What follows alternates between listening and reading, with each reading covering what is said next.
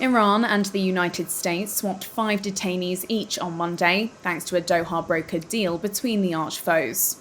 The move also saw $6 billion of Tehran's funds unfrozen. But how did this come to be? What does the deal look like? And what happens next? A Reuters source says the swap was triggered after Qatar confirmed that the frozen funds have been transferred to bank accounts in Doha. Under the deal, 5 Americans with dual nationality left Tehran for Doha before heading to the US. In return, 5 Iranians held in the US have been released. The detained Iranian Americans who will be allowed to leave Iran include 2 businessmen, 51-year-old Siamak Namazi and 59-year-old Imad Shaghi, and 67-year-old environmentalist Murad Tabaz, who also has British nationality. The other 2 prisoners have not been identified. Iran's mission to the United Nations says the 5 Iranians to be released by the US are Mehrdad Moin Ansari, Reza Sarhangpour Kafrani, Amin Hassanzadeh, Kambiz Attar Kashani, and Kaveh Afrasiabi.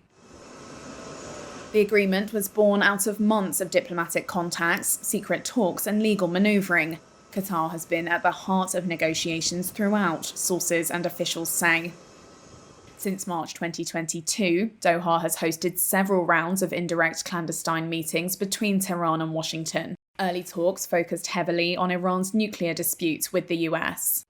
But over time shifted to detainees, as negotiators realised nuclear discussions would lead nowhere due to their complexity.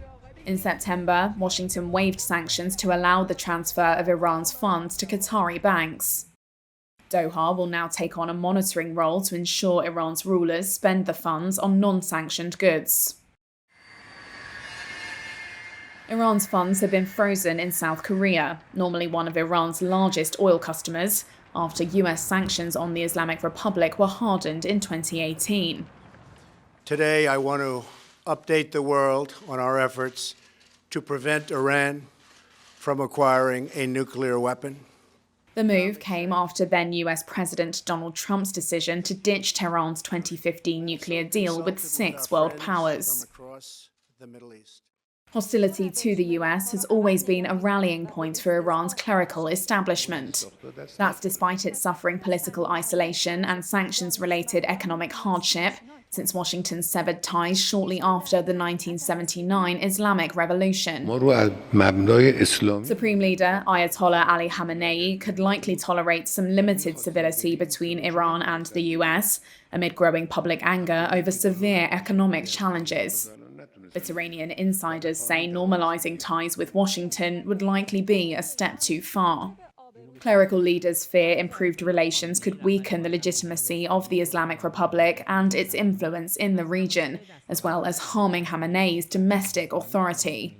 The transfer of Iran's funds has drawn Republican criticism that US President Joe Biden, a Democrat, is in effect paying ransom for US citizens. The White House has defended the deal.